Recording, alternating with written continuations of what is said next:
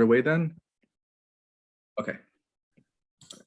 All right, so thanks for joining today. It's a pleasure to introduce Dr. Sina Madani here on the November 17th, a Wednesday at 12 noon here in Pacific time.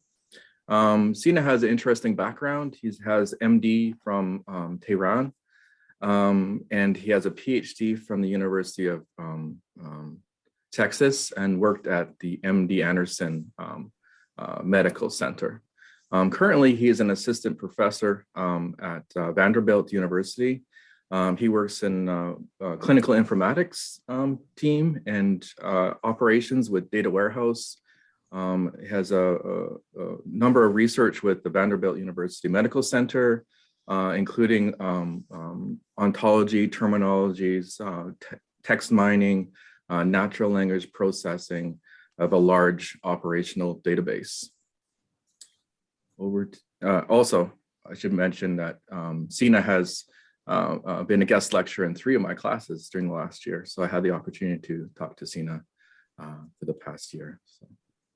Oh, thank you so much, Gideon, for the introduction. Just a quick correction. I'm not a faculty at Vanderbilt right now because I live in Texas, and the screenshot that you see, it's in Nashville. It's not in Houston. So I live in Houston, Texas, but I work for Vanderbilt University, which is in Nashville, Tennessee, and from remote. And so I guess it's a small world. I'm gonna share first of all, thank you so much for inviting me. As Dylan said, we had a couple of interactions, and he introduced me to the campus and all the faculty. So it's a real pleasure to speaking with you guys today and sharing some of our experiences at Vanderbilt. As you can see, we do have a lot of use cases for application of ontologies and terminologies in clinical domain, in EMR, in EHR, within enterprise application at huge medical centers like Vanderbilt University. But today, the idea is to get to show you guys how using those clinical terminologies, ontologies in health information systems such as EMRs and how important they are. We have a quick background maybe for a few minutes in terms of the definitions for the clinical terminologies and ontologies. And then we have a lot of use cases. I'm not sure if I'm able to cover all of them, but we see what happens.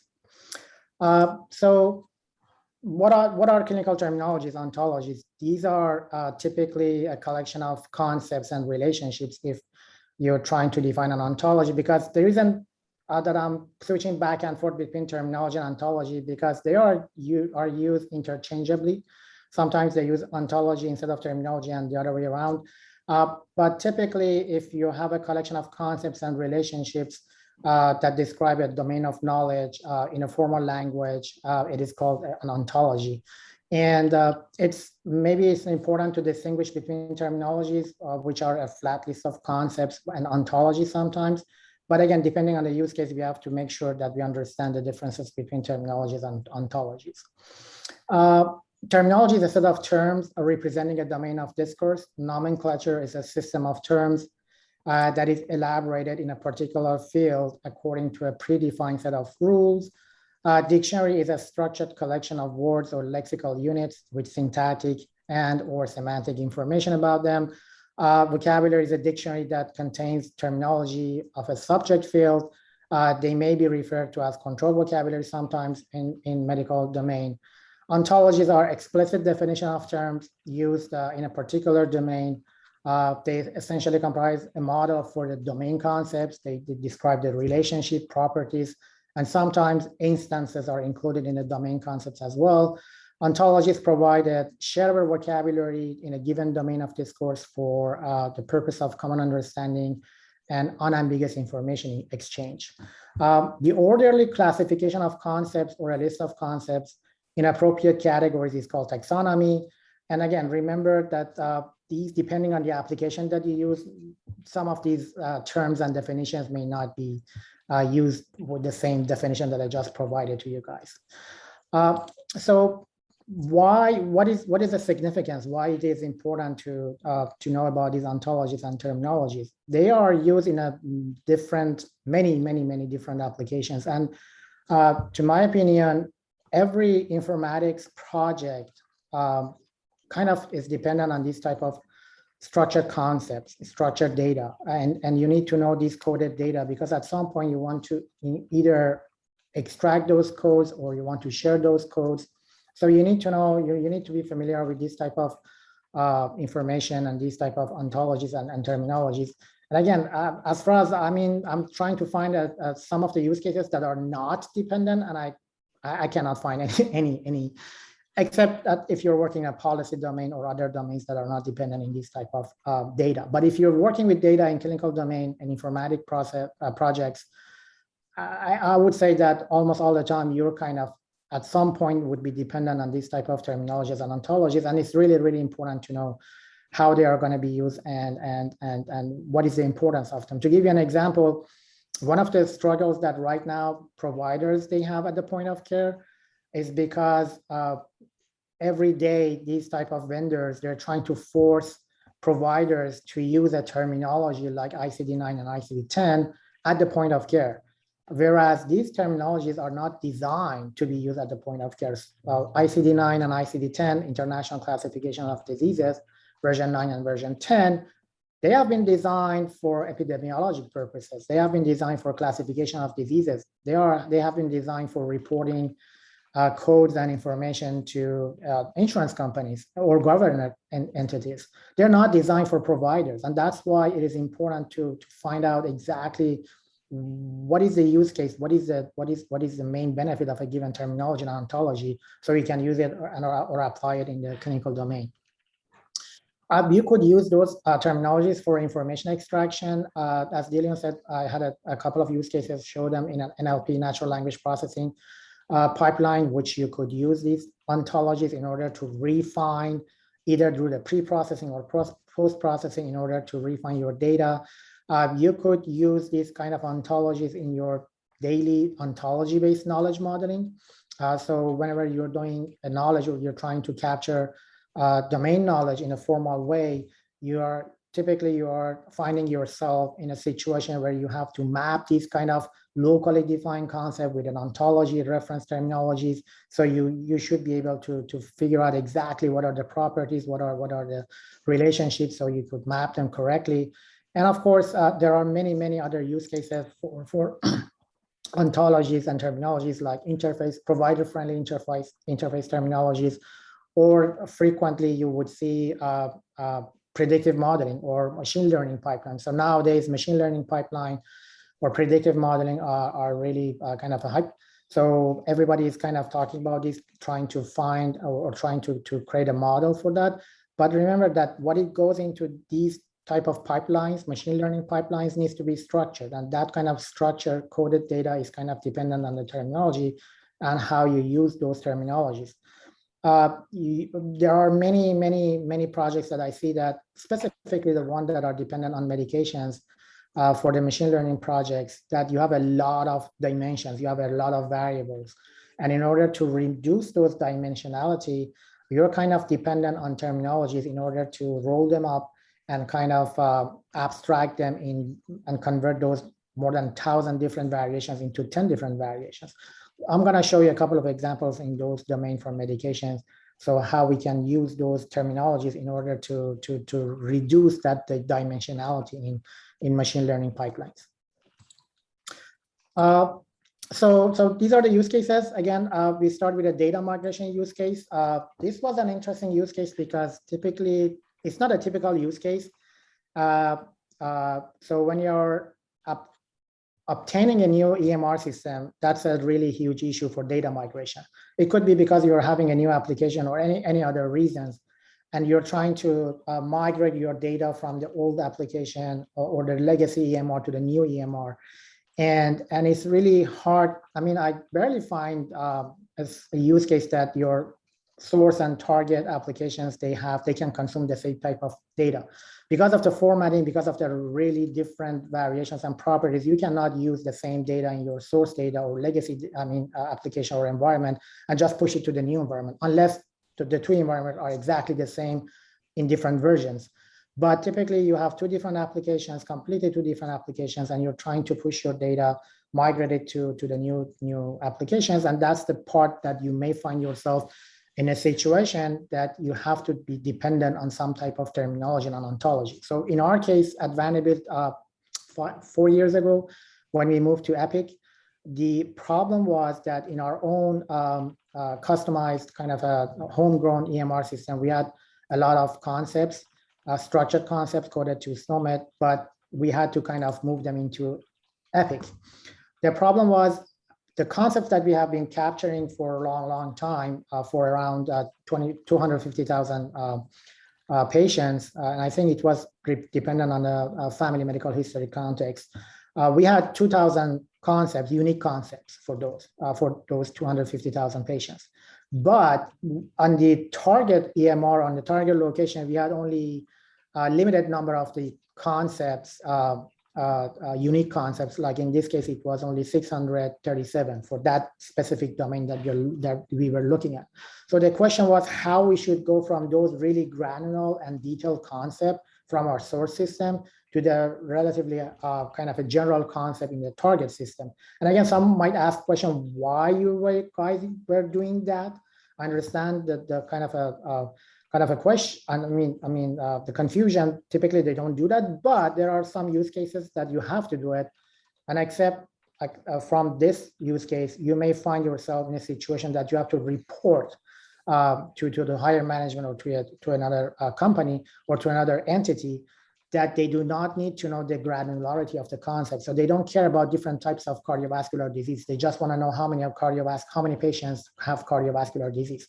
So this type of framework would be handy to convert those really detailed one to more kind of a more general one. The caveat is that you may lose some of the meanings and semantic during that translation, which is expected for every single translation, disregard of the context. You may have something lost in translation.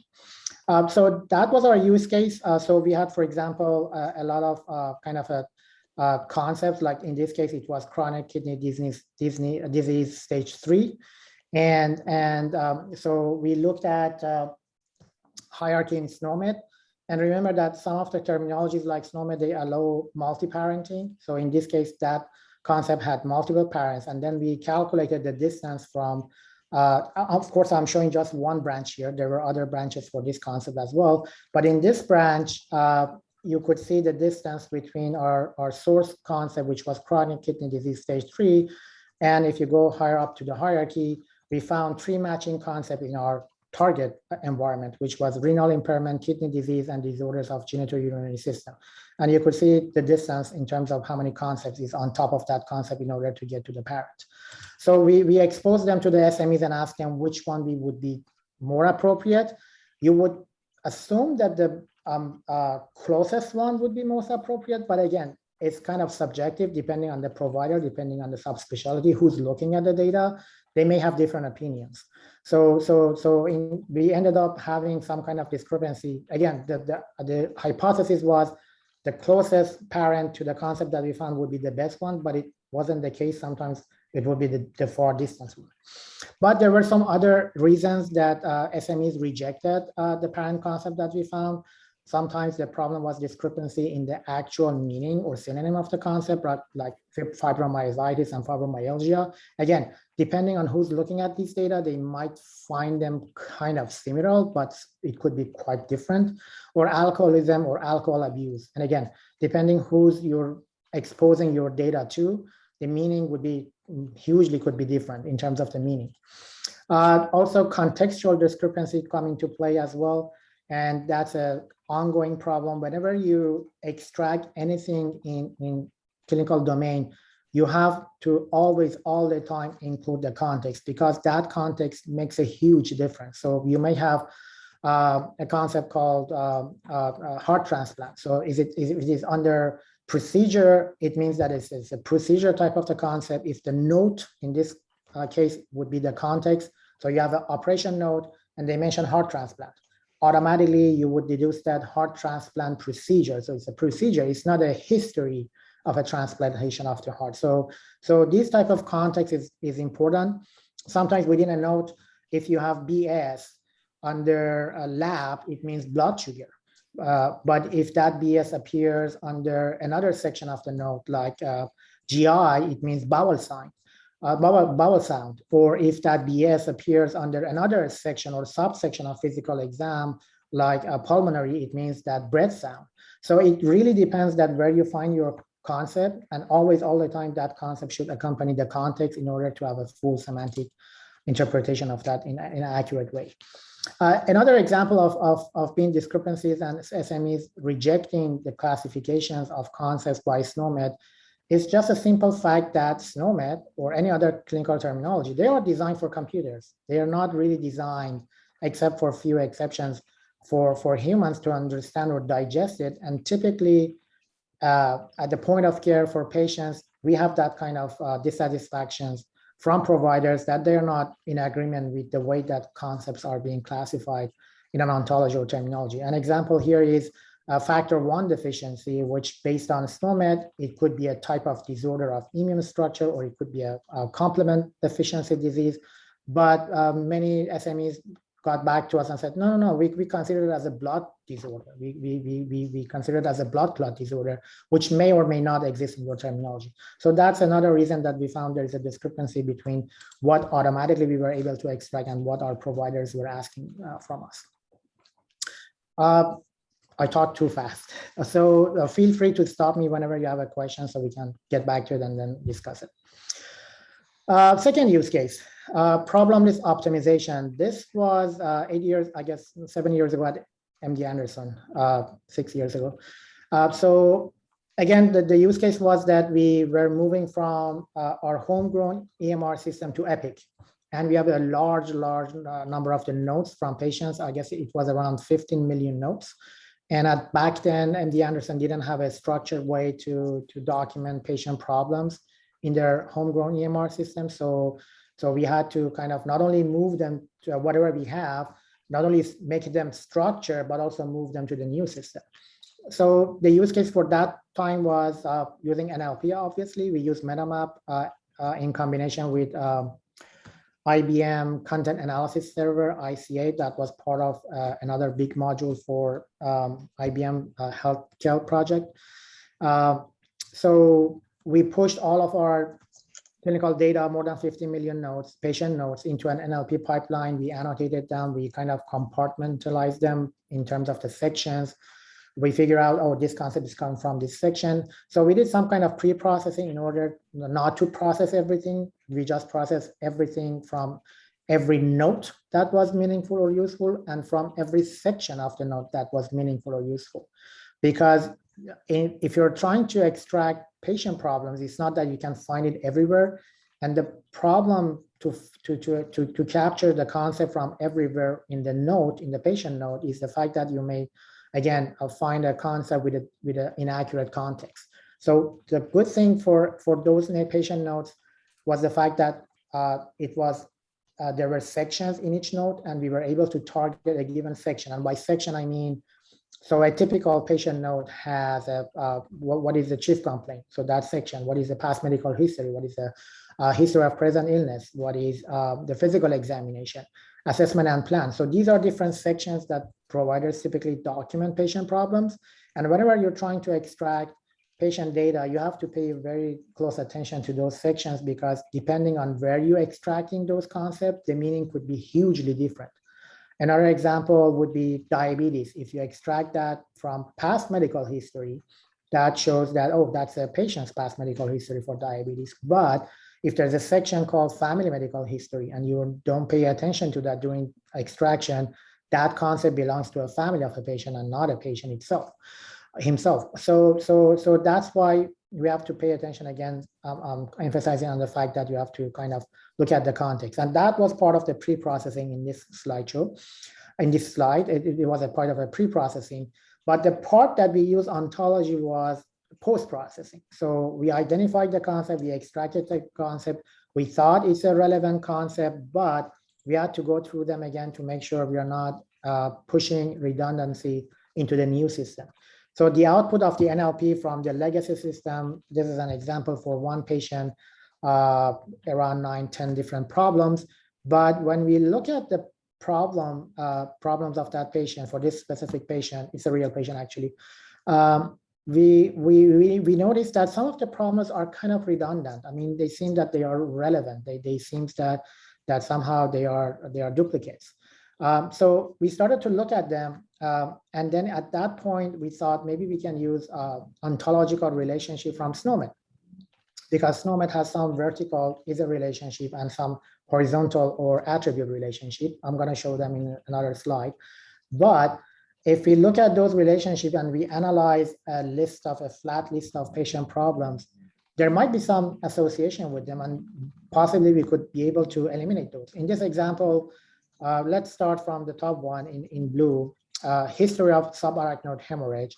And then you have SAH, which is subarachnoid hemorrhage. And you might ask why there are two duplicates. Why is it there's a duplicate? So, I mean, semantically, you may even say there is not such a difference between these two, but from a concept perspective, from Snomed perspective, as you can see on the left side, there are two different codes. And the reason is because that history of, which is the context here, is pre-coordinated with the concept. That's why it has a different code. But another thing is that you may ask again, why there is duplicate? Because patient problem or documenting patient problem is a shared task.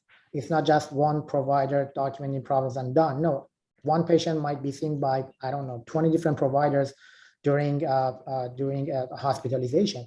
And each provider may go into the problem and retire some problems or flag them as kind of resolved, or add more problems. And when they are adding more problems, they hardly look at what is actually documented, or even if they look at, they may not realize that they are actually documenting duplicates. So in this case, it was another provider adding another concept in abbreviated format, SAH.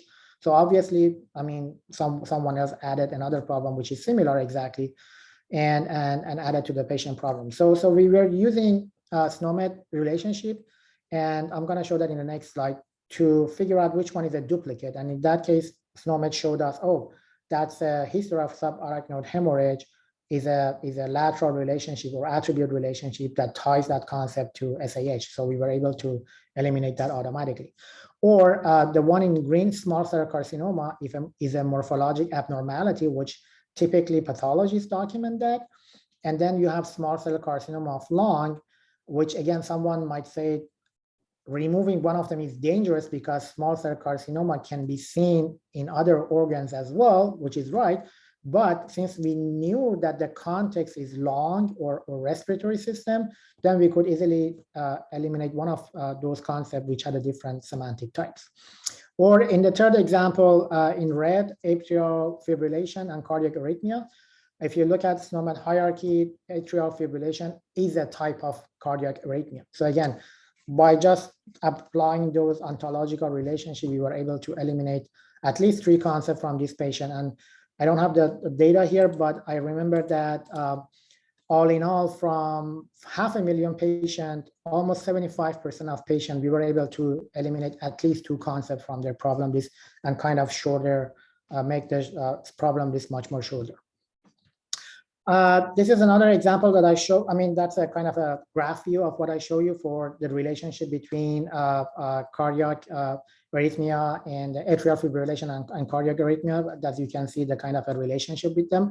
And again, the reason that we are doing that and typically eliminate the more general one and keep the most detailed one in the patient note is because that's a recommended practice. So providers are told whenever they document problems, try to document the most detailed format. For example, if the patient has a kind of a heart valve problem, and if they know exactly which valve is it, so it's better to document aortic valve stenosis versus documenting cardiovascular valve problems.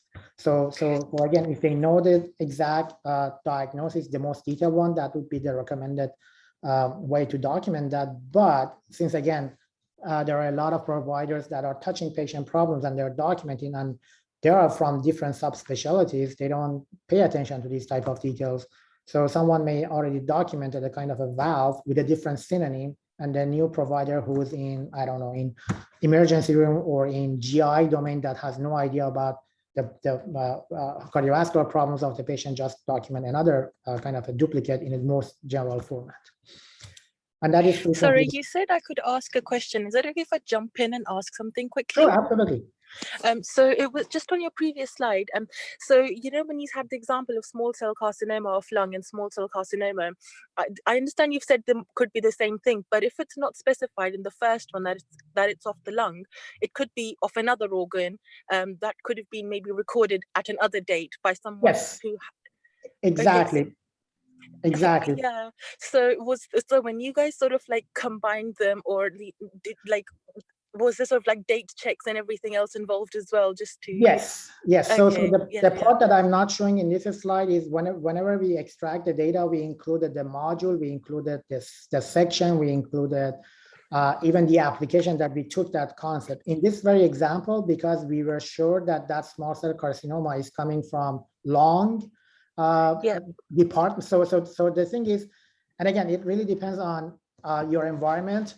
So at MD Anderson, since they are doing cancer and there are really subspecialized. So at MD Anderson, you have one department just dedicated pathologies for lung and respiratory system. So even we didn't need to look at the context. We were just looking at which department is that concept is coming from. That note is dependent on a department, like. So when we saw, oh, that's the pathology department for respiratory disease, automatically we implied, oh, that is a lung. Although some might argue that it could be another organ, but there were additional steps for us to make sure these type of morphologic abnormalities are coming from the right organ, just to make sure they belong to lung, so we could eliminate those. Thank you. And speaking of that, and actually that's a good question, because I had another discussion with a friend of mine just an hour ago. And I say that because my wife is a pathologist. I'm teasing her. The thing is, the diagnosis that pathologists use or document is a little bit different from what oncologists use or document. So, and typically these two groups of people are working together, and we had that issue at MD Anderson. So pathologists, they document small cell carcinoma as a morphologic abnormalities. But when oncologist was looking at the data, he or she was documenting that with a different concept. And that's a little bit tricky. And that's a good point right now, that I must say that really pay attention to the context where you're dealing with terminologies, because even one terminology can mean can have different applications depending on the environment, depending on the department, and depending on the provider. So not all providers use the same terminology in the same direction, and the meaning could be hugely different. I cannot emphasize more on that. So those additional contexts are really important. Thank you for the question. That was a great one. And that's a slide that I was talking about to show. By the way, this is coming from, it's available online, organization standard, or I forgot the name of that organization that is responsible for Snomed. I forgot the abbreviation, but this is available online. So for any concept that you look at, you can see this diagram, and which shows not only the hierarchical relationship, but also the lateral relationship. And that's the one that we use to connect small cell carcinoma of lung to small cell carcinoma morphologic abnormalities. And as you can see, they have two different codes from Snomed. And that's how we were able to identify automatically post-processing in an automatic way and exclude one of them that seem to be redundant. Okay, if there's no question, we go to keep track of the time. Next one, which is order set classification. Hey, Sina, I got a quick question. So MD Anderson is a very large medical center, and how you mentioned 50 million records, I believe. And what vendor were you using for these electronic medical records? So we had a homegrown EMR system until 2015 or 16. So they wrote that EMR themselves, and after that they moved to Epic. Epic, okay. Yeah, for natural language processing, they hired IBM kind of Watson. Yes, yes, Watson project, yeah, Watson project, but Watson project, of course, was a big project and NLP was part of it. The NLP, I was involved only with the NLP portion of it, which was called ICA, but we ended up adding MetaMap kind of in order to complement and enrich IBM, because IBM NLP system back then, it was a dictionary based. In other words, it means that it could extract any concept that there is a explicit representation in the dictionary, and if you don't have that representation in the dictionary, it couldn't extract that. For example, kidney stone, they have 12 synonyms for kidney stone in their dictionary. But when I looked at what MD Anderson had, with the help of MetaMap, I was able to kind of document or extract different synonyms. We were using more than 112 different ways to document kidney stone. So you could imagine that if you're just dependent on 12 synonyms for kidney stone versus 112, then it's kind of a mind-boggling, I mean, the gap. However, one might argue that you don't need all the synonyms if you're just trying to capture, I don't know, 90% or 80% or 95% of the cases. Those 10 synonyms might be suffice, I agree. But again, we have to quantify those and then kind of set up a threshold and tell, okay, we are shooting for 85%. We don't care if we lose 15%, or could be the other way around. The tolerance for the false positive and negatives. Again, we have to document those and set that threshold for ourselves. That's applicable to any NLP project, because no NLP is 100% accurate. I had a quick question just about the process. You described in terms of like dealing with some of the contextual issues, how much of it were you able to work into the NLP pipeline versus how much needed to be kind of manually dealt with by humans after the fact, after that post-processing? Right, a very good question. And the answer would be surprising. There was one developer that I was working with. I was kind of in the middle between providers and developers. So I was kind of in between mediating. There were only 4 people. It took us with MetaMap. I don't know about the IBM, because IBM, of course, they had their own kind of people. But for this specific project, for the problem with extraction, we relied completely on MetaMap, and we processed 50 million documents of course, all the relevant sections in 4 days. So MetaMap had a good feature for adding virtual CPUs and multiprocessing. So we had a Python pipeline which had multiprocessing, and then we have a 28 virtual CPU in a virtual server. So we were able to process all 15 million nodes in 4 days. And in terms of reviewing and kind of validating the data, it was only myself, which took less than a week. So essentially, with everything from the beginning to the end, and pushing the data using HL7 framework to Epic, it took only 2 weeks. With all, I could say with almost 100% accuracy in terms of validation. However, the accuracy of the MetaMap was 80 in terms of extracting the data was around 85 or 80 between 85 or 87% in terms of what it was able to extract in terms of accuracy of the extraction. But after we extract that, I mean, and I verified that, I mean, it was great. I mean, it took only 2 weeks. Wow, I'm actually surprised that that's quite quick. Yeah, well, the thing that I didn't say is that we work really hard on training and kind of on pre-processing. So I spend a lot of time on pre-processing and eliminating a lot of false positives. So as you know, if you have worked with MetaMap, there are a lot of kind of a false positive like plan, PLAN, and that was the name of a section in a patient note. But apparently plan in UMLS backend points to a genetic disorders that the abbreviation is plan. So we had some kind of training and testing, which took around maybe 2 months.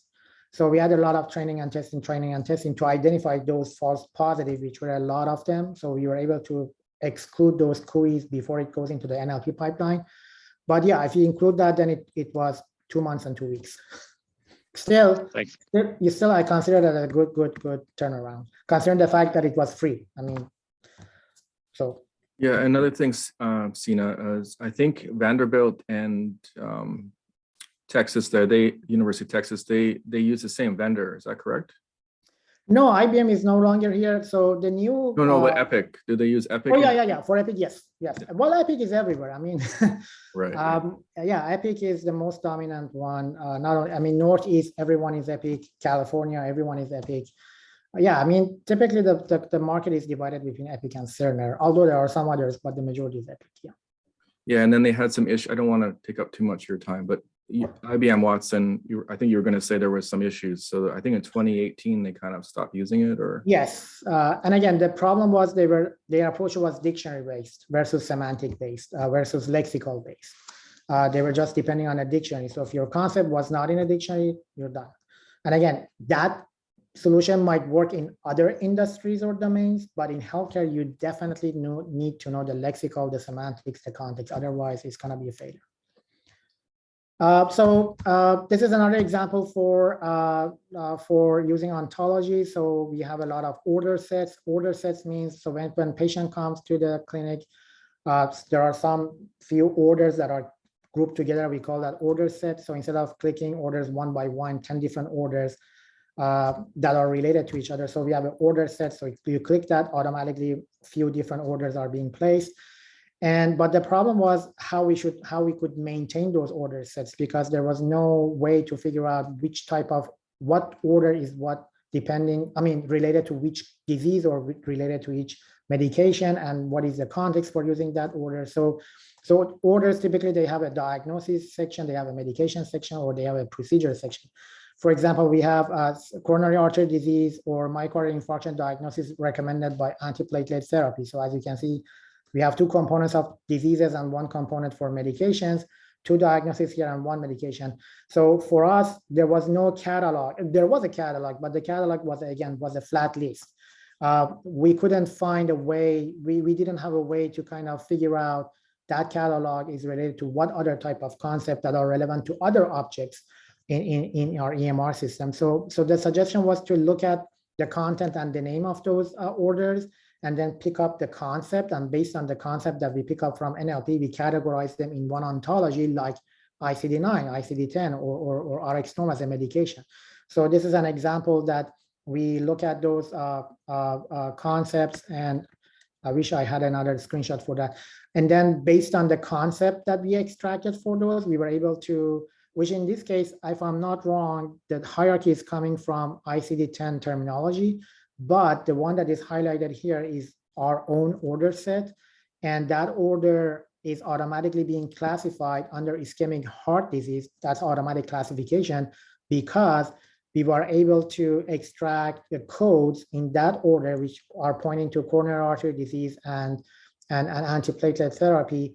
And then since we had the coronary artery disease extracted by NLP, we could kind of connect that to the equivalent code in ICD-10, and then find the location of that disease in the ICD-10 hierarchy. So essentially, we had a specialized or custom version of ICD-10 hierarchy, which we were able to organize our order sets in a kind of a catalog, but meaningful way, which we could do a lot of automatic queries for those. And by the way, this environment is called NCBI Bioportal. It's again freely available kind of a ontology environment that you can upload your ontologies. Cardiac device extraction. So this is an ongoing, well, no, actually it's finished. There was another project at Vanderbilt that we had our own kind of NLP application that is developed by Daria Guis. And the thing is, as soon as patient node goes into the EMR, maybe a few seconds after that, the patient node is being parsed, everything. So all the concepts are being mapped to UMLS QE codes. And on the left side, you could see, and we call that, Dario called it a word cloud.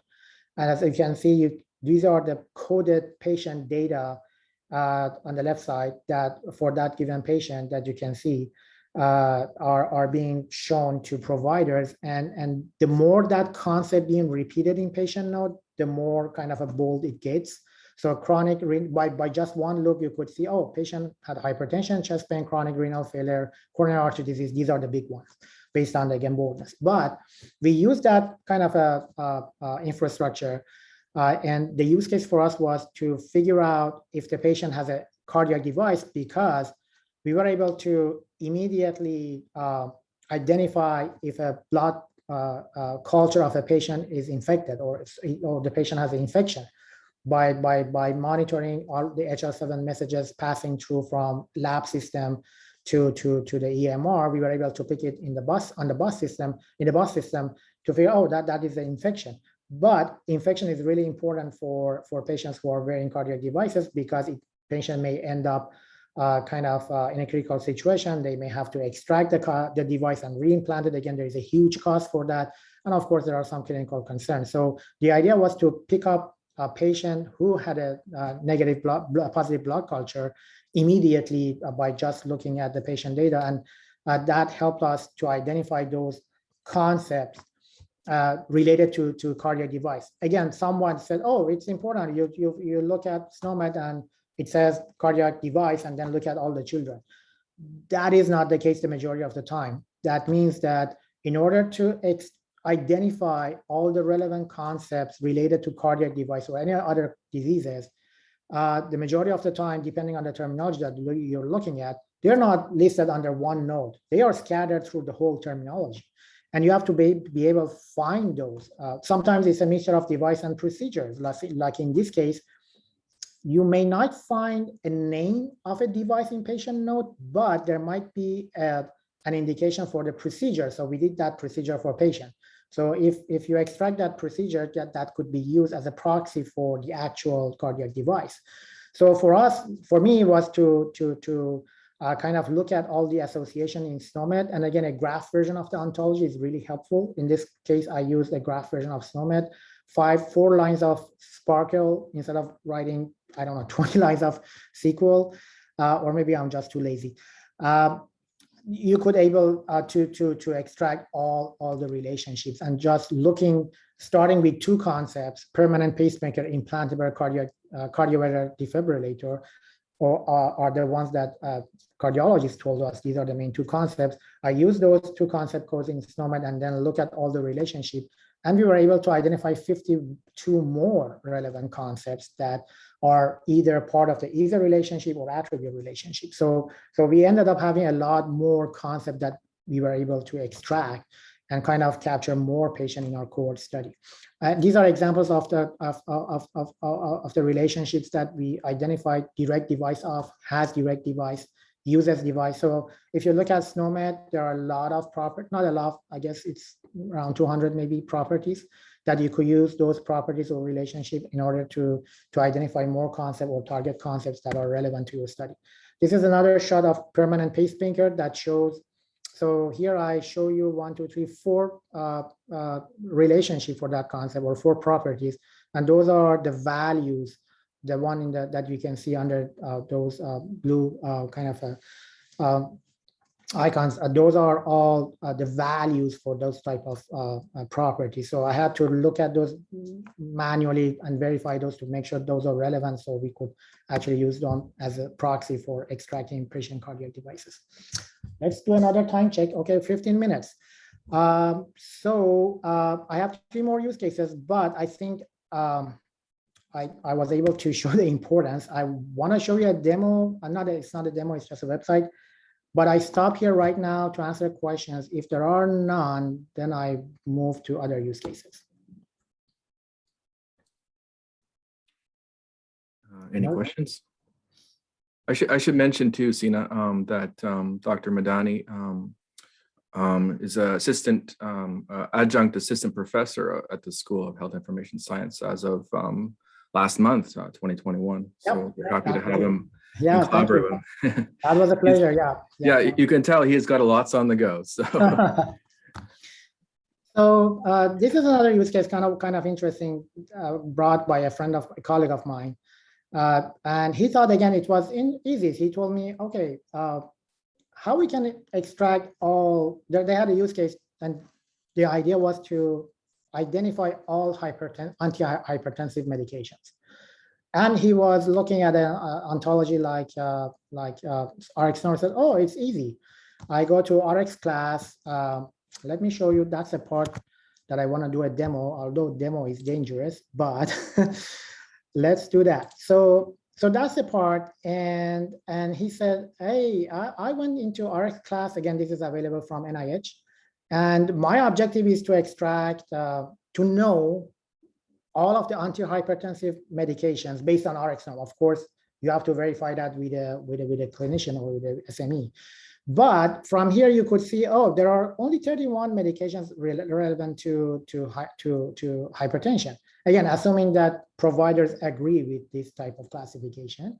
But that's not the fact. I mean, that is, I mean, that's a simplistic view of, oh, we can easily extract those 31 medications, we're done. No, you're not done. The problem is in medication domain. So those medications are associated with other medications and they have trait names. They have dosage, they have route. So depending on the dosage, depending on the package name, depending on the trait name, depending on the form of the drug, oral, tablet, syrup, capsule, 100 milligram, 10 milligram, extended release, not extended release, and trait names. There are a lot of different variations. So to show you the problem, so this is a metformin, medications in RX norm, which is typically used for diabetes. As you can see, it has, I don't know, more than 15 different trait names. And this ingredient has been used in this many other medications. So metformin could be prescribed with other medications in combination, or it could be just the dosage, or it's a pill, or it's a capsule, or it's a 500 milligram, or it's combined with hydrochloride version of it, or it's an oral product, or as you can see, and each of them. So when you click on this kind of a trait name, those trait names, they have other ingredients and they are connected to other medications. Or so as you can see, it's a kind of a become at some point a circular kind of a, so looking at this tabular version is a little bit I guess deceptive, because you're not extracting everything that you would like to extract. It just gives you a kind of a tabular version, but you have to look at the graph version and you have to look at the associations and figure out, so this medication has this trait name, that trait name is connected to more ingredients and more packages and more dosages and more forms. So to give you an example, these 31 kind of a antihypertensive drugs, which if you translate that in a research database like OMAP, OHDSI, it was translated to more than 7,000 medications. Again, based on looking at the hierarchies and looking at the relationships and then dosages and then forms and then so my point is, it's really important to look at these associations, and in some domains like medications, it's really mind-boggling. And this is again a kind of a Sparkle query. Again, it was quite easy to extract all of those relationships that I show you. You could easily write two lines of Sparkle and extract all of those relationships. And again, of course, you have to verify and run it by SMEs, because the thing that I have to emphasize this more. The thing that you find in ontologies and terminologies doesn't mean those are applicable in clinical or point of care. So always, all the time, all of those data that are being extracted needs to be verified by an SME depending on the domain. Do we have still time? Yeah, 10 more minutes. We got time. You mentioned Spark, Sina. That's Apache Spark for queries, action filters. Is that what you're talking about there? For the graph query, where you're using Spark? Sparkle. Sparkle. Oh, Sparkle. Sparkle, okay. Yeah. And I mentioned that actually NCBI group, they have a free application called NCBO2RDF, which that code, it's a Python code, which essentially you can serialize UMLS method thesaurus, which is a huge kind of a container for more than 100 different terminologies, including Snomed, ICD 910, and convert that tabular or flat version into a graph version. Again, if you're comfortable with SQL, I mean, it's easy. You go MySQL or SQL and do whatever you want. But I found it much more easier when you have a graph version if you're looking at the hierarchies and relationships. I mean, maybe I'm lazy, but when we are working with a graph version of any database, doesn't matter. But for specifically terminologies, a graph version of that, the RDF version or TTL version, it's much more easier to not only identify and kind of discover those relationships by just one line of code. Give me all the relationship from this node to that node. And it gives you everything by just, again, one line. But also you are able to extract other associated data that you may kind of lose it in a kind of a tabular format. Again, I'm not advocating, I'm just saying that's my preference. Even when we did the NLP at MD Anderson, instead of pushing them into a SQL, pushing the data into a SQL database, we converted that XML into RDF, which is a type of XML, and then push the data into Allegograph, which is a triple store database, which you could do easily Sparkle. But again, that's just a preference. It's not, I mean, you could do whatever way that you're comfortable with. I'm just saying my interaction with terminologies, because of the hierarchical kind of a nature of it, graph version for me works best, but you could do SQL, doesn't matter. And that free source you mentioned, what was the acronym again? NCBI Bioportal, yeah, it's here. Oh, I posted that one, Bioportal, yeah. I posted a few links in the chat for the. Right. So NCBI Bioportal, this is a kind of a terminology browsing, searching environment. Even they have Sparkle endpoint, but you have to register with them. So you can easily look at concepts in hierarchy. And again, hierarchy is really important because you could see the context. You can see the location of the concept, and you could see the parents, and that provides you the concept. That is really important in terminology work, to look at the concept in hierarchical form. The next, actually, this is an active project that right now we're working. So we have a terminology or ontology called human phenotype ontology. And that human phenotype ontology becoming more and more important, because now if you're in a translational medicine domain, you want to be able to connect genotype data to phenotype data. Obviously, the genotype data becoming more and more frequent and prevalent and easy and cheaper to extract those genetic data. And then you have some patient data, bedside data, phenotype data, and you need to kind of correlate them in order to figure out what are the kind of a causes or manifestations of a given genetic disorder. But unless you have a kind of a coded data, it's going to be really hard. So you have to have a coded data in order to kind of bridge between these two domains.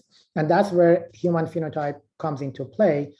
For us in pharmacogenomic domain, we have a use case in order to, again, extract phenotype data that are relevant to specific genes and from patient notes. And again, since we do have the infrastructure from that work cloud screenshot that I show you, so we already have all the patient free text data coded in UMLS.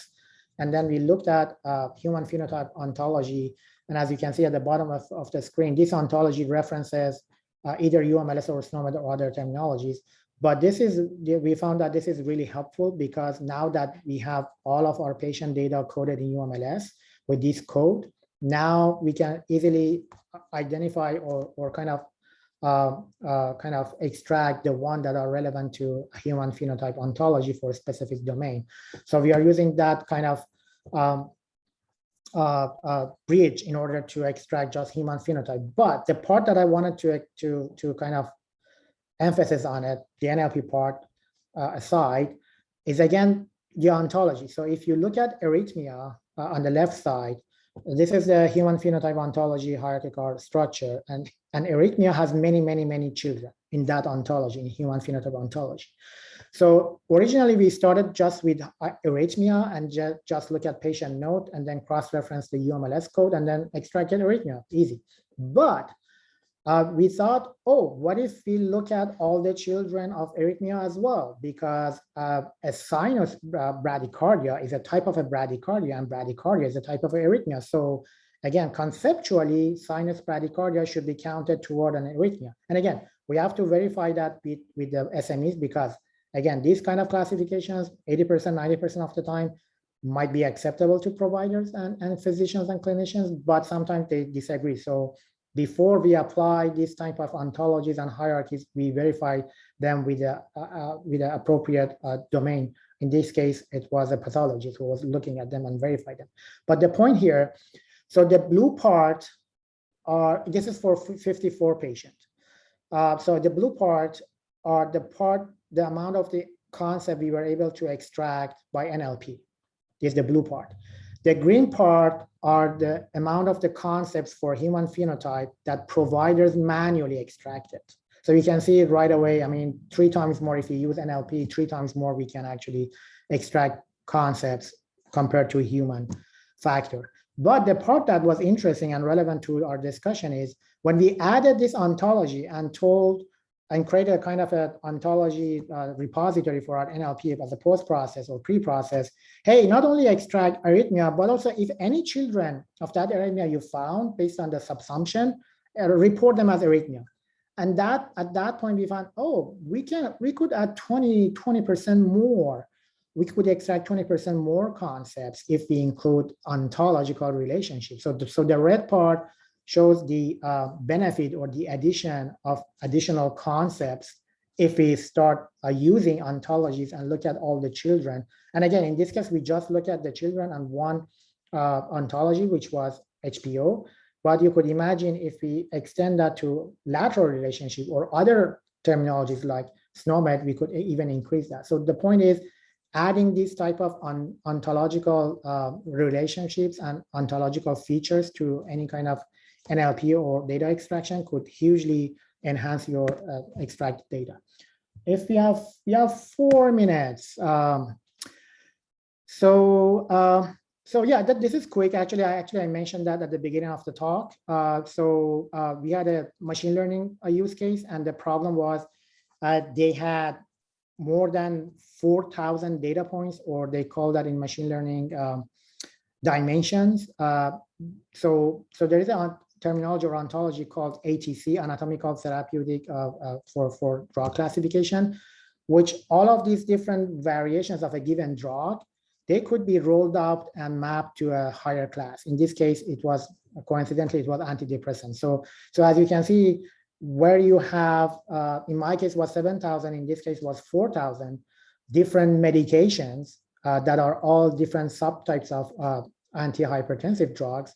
By using that ATC, we were able to decrease those 7,000 data points or dimensions to just one data point or dimension, which was antidepressant. So that's the use case for, that's another good use case for ontologies, where in machine learning domain, where you can find this type of relationships, you could easily reduce that dimensionality by looking at the parent-child relationship. These are all my coworkers and my colleagues that I worked with at Vanderbilt University, and of course they provided huge support for me.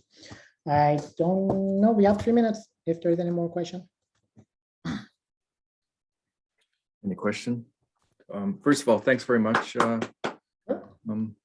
Madani, Sina, for your excellent talk. Lots of information, very relevant, operational. Can tell there's a large database behind that, etc. If there's no question, I got a quick question. So if someone is starting out in this sort of field, not quite understanding what ontologies are, what would a good first step is to go to the like a unified medical language system, UMLS, run it, go through some terminologies, and then build from there. What would be your recommendation? Well, as a test environment, because you're in the production. As a test environment, yeah. If you apply for a license, it's free. I know it's free for US. I guess Canada, it should be free as long as it's being used for the research. Yeah, UMLS is. Yeah. So